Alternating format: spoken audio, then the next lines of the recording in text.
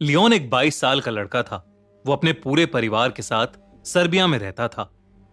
Leone को नए नए सोशल एक्सपेरिमेंट्स करना और चैलेंजेस करना बहुत पसंद था। एक रात लियोन अपने फ्रेंड की पार्टी से अपने घर की तरफ लौट रहा था। कार तेज स्पीड में थी और लियोन ने लाउड वॉल्यूम पर गाने चलाए हुए थे। अचानक उसकी गाड़ी के सामने एक अजीब सी दिखने वाली औरत आ गई। लियोन ये देखकर बौखला गया और उसने गाड़ी का स्टीयरिंग व्हील पूरी तरह घुमा दिया। उसकी गाड़ी एक पेड़ में जाकर टकरा गई और लियोन को सर पर थोड़ी चोट आई। उस रोड के पास एक हॉस्पिटल था, जहां का स्टाफ क्रैश की आवाज सुनते ही दौड़ता हुआ आया और लियोन को हॉस्पिटल के अंदर ले गया। लियोन को क्रैश के 15 मिनट बाद ही होश आ चुका था। डॉक्टर ने उसकी मरहम पट्टी कर दी और अब वो घर जा सकता था। लियोन ने अपने लिए एक टैक्सी और अपनी गाड़ी के लिए एक टो ट्रक बुक कराया। उसका वेट करते करते वो हॉस्पिटल में ही अपनी टैक्सी और उस टो ट्रक का वेट करने लगा। वो हॉस्पिटल के सेकंड फ्लोर की बालकनी में खड़ा था। वो बार बार उस औरत के बारे में सोचने लगा जो अचानक उसकी गाड़ी के सामने आ गई थी, मगर उसे लगा कि शायद वो उसके मन का कोई वहम होगा। उस बालकनी से लियोन को उसकी क्रैश्ड गाड़ी साफ नजर आ रही थी। उसने अपने मॉम डैड को अपने एक्सीडेंट के बारे में इन्फॉर्म करने के लिए फोन निकाला ही था कि उसका ध्यान अचानक गाड़ी से कुछ दूर लगी एक स्ट्रीट लाइट पर गया। उस स्ट्रीट लाइट के नीचे उसे वही औरत दिखी जो उसकी गाड़ी के सामने आ गई थी। वो उस स्ट्रीट लाइट के नीचे बेहद अजीब तरीके से डांस कर रही थी। लियोन उसे देखकर बहुत चौंक गया और अपने फोन से उसे रिकॉर्ड करने लगा कि तभी लियोन के फोन पर किसी का कॉल आ गया। लियोन ने जल्दी से फोन काट दिया, लेकिन उसने जैसे ही वापस उस स्ट्रीट लाइट की तरफ देखा तो वो औरत अब वहां से गायब हो चुकी थी। उसके फोन की रिकॉर्डिंग भी अपने आप बंद हो गई। जब उसने अपनी फोन गैलरी चेक करी तो उसमें वो वीडियो थी ही नहीं।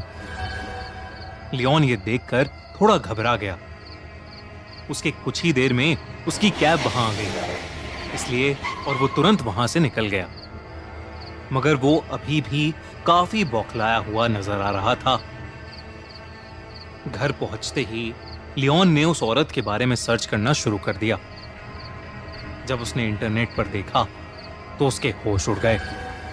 इंटरनेट पर लियोन को एक वीडियो मिली जिसमें वही अजीब सी दिखने वाली औरत उसी स्ट्रीट लाइट के नीचे वैसे ही अजब तरीके से डांस कर रही थी। इंटरनेट पर लोग उस औरत को सर्बियन डांसिंग लेडी कह रहे थे। कुछ लोग तो उस डांसिंग लेडी को एक भूत भी बोल रहे थे और कह रहे थे कि वो डांस नहीं बल्कि कोई भूतिया रिचुअल कर रही है। ये सब देखकर लियोन उस औरत में और इंटरेस्टेड हो गया। अगली रात लियोन अपने छोटे भाई निको के साथ कैमरा लेकर उसी जगह चला गया जहां उसे वो औरत दिखी थी। वो दोनों रात के 12 बजे उसी स्ट्रीट लाइट से थोड़ा दूर जाकर छुप गए और कैमरा निकालकर उस औरत का वेट करने लगे। बहुत देर हो गई मगर वहां कुछ भी अलग नहीं हुआ। लियोन ने सोचा कि शायद वो औरत कोई मेंटली अनस्टेबल इंसान होगी। लियोन वहां से जाने ही वाला था कि उसने देखा कि सफेद कपड़ों में वही औरत उस स्ट्रीट लैंप के नीचे आ रही है। उसका चलने का ढंग बेहद अजीब था। बहुत ही अटपटी चाल थी उसकी।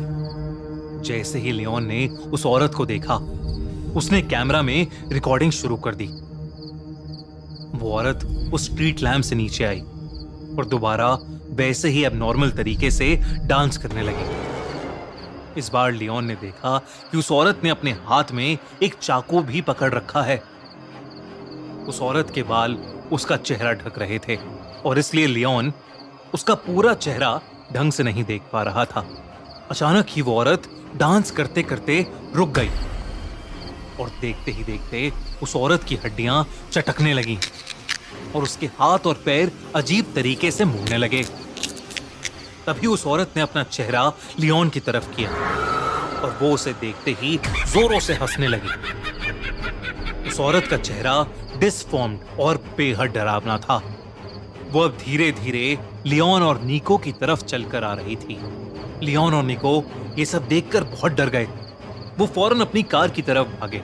जैसे ही लियोन अपनी कार के पास पहुंचा तो उसने देखा कि निको उसके साथ नहीं है। लियोन ने नजर घुमाई तो उसने देखा कि निको उस डांसिंग लेडी के पास खड़ा था। ऐसा लग रहा था कि निको उसके वश में है। लियोन ने निको को जोर से आवाज लगाई और निको मानो वापस होश में आ गया हो।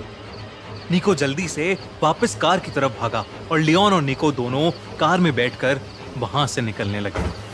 जब लियोन ने आसपास देखा तो वो डांसिंग लेडी कहीं नहीं थी, लेकिन फिर अचानक ही वो लियोन की कार के सामने आ गई। उसे देखकर लियोन की रूह कांप गई, लेकिन लियोन ने अपनी कार नहीं रोकी। लियोन की कार उस डांसिंग लेडी के आर पार हो गई और जब लियोन ने अपने रियर व्यू मिरर से पीछे देखा तो वो डांसिंग लेडी उस रोड पर खड़ी लियोन को ही घूर रही थी। और फिर अचानक वो हवा में कहीं गायब हो गई। उस रात वो दोनों जैसे तैसे घर पहुंचे और चुपचाप सो गए। अगले दिन निको ने लियोन को बताया कि उस डांसिंग लेडी ने पिछली रात निको से कहा कि वो खुद डेथ है और वो जिसको भी देखेगी वो उससे उसकी सबसे करीबी चीज छीन लेगी। इस इंसिडेंट के कुछ ही दिनों में कुछ ऐसा हुआ जिसने लियोन और निको की जिंदगी हमेशा हमेशा के लिए बदल दी। एक रात लियोन और निको की मां एक्सीडेंट में मारी गई। उनका एक्सीडेंट भी उसी स्ट्रीट लैम्प के नीचे हुआ था जहां लियोन ने उस डांसिंग लेडी को देखा था। कभी कभी तो उस दिन के बाद से लियोन और निको को अक्सर उस डांसिंग लेडी के सपने आते हैं। बल्कि निको की हालत तो इतनी खराब हो गई कि वो कभी कभी रात में अपने घर से निकलकर बाहर सड़क पर उसी डांसिंग लेडी की तरह वैसा ही अजीब डांस करने लगता है।